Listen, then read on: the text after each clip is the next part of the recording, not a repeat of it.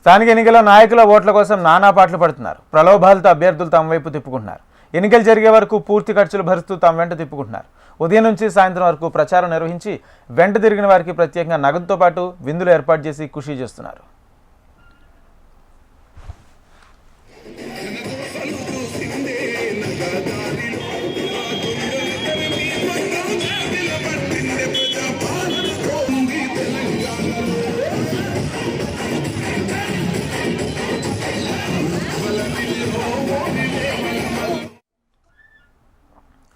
కొమరంభీం జిల్లా సిర్పూర్ నియోజకవర్గంలోని స్థానిక సంస్థల ఎన్నికల ప్రచారం జోరుగా సాగుతుంది.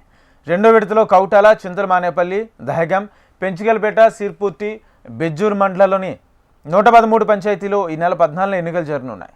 సర్పంచ్, వార్డు స్థానాలకు బరిలో ఉన్న అభ్యర్థులు హోరాహోరీగా ప్రచారం చేస్తున్నారు.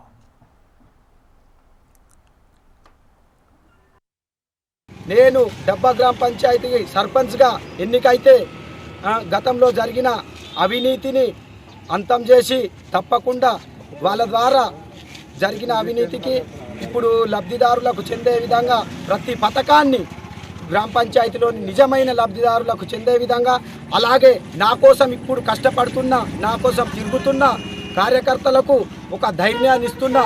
నేను గెలిచిన తర్వాత నేను ఒక్క రూపాయి పని కూడా చేయ, నా కోసం ఎవరైతే తిరుగుతున్నారో వీళ్ళందరూ తిరిగేటోళ్ళని కూర్చోబెట్టి ఏ పని వచ్చినా కానీ వీళ్ళందరినీ కూర్చోబెట్టి సమన్వయం చేసి ప్రతి ఒక్కరికి న్యాయం జరిగే విధంగా వాళ్ళే పనులు చేసి బాగుపడే విధంగా తప్పకుండా చేస్తానని మీ అందరికీ హామీ ఇస్తూ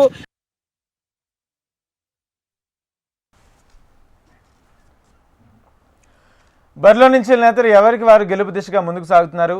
ఏ అవకాశాన్ని కూడా వదులుకోకుండా ప్రచారాన్ని వినియోగించుకుంటున్నారు. ఏ కుటుంబంలో ఎక్కువ ఓట్లు ఉన్నాయో, ఎవరిని ఎక్కువసార్లు కలిస్తే తమకు ఓట్లు వేస్తారో వారిని కలుస్తున్నారు. ప్రతి ఒక్కరిని ఆప్యాయతతో పలకరిస్తూ ముందుకు సాగుతున్నారు. కాగా గ్రామాల్లో ఓట్లు రాబట్టేందుకు నామినేషన్ వేసిన అభ్యర్థులు నానా తిప్పలు పడుతున్నారు. ఉదయం నుంచి ఇళ్లలోకి వెళ్లి పలకరించి ఓట్లు అభ్యర్థిస్తున్నారు.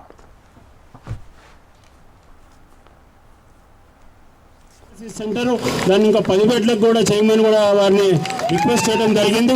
త్వరలోనే మీరు దుర్గం జానకిరావు గారిని గెలిపించమంటే ఆ శుభవార్త కూడా వింటారని ఈ సందర్భంగా అందరికీ కూడా మనవి చేసుకుంటున్నాను. అదేవిధంగా వారు ఏదైతే సమస్యలను ప్రస్తావించారో, యువత కోసం ఒక గ్రంథాలయం అన్నారు, అదేవిధంగా స్కూళ్ళల్లో ఉన్నటువంటి మౌలిక వసతుల్ని అభివృద్ధి చేసుకోవాలి కార్యక్రమాలు అన్నారు. వాటన్నిటికీ నిధులు తెచ్చేటువంటి బాధ్యత నాది.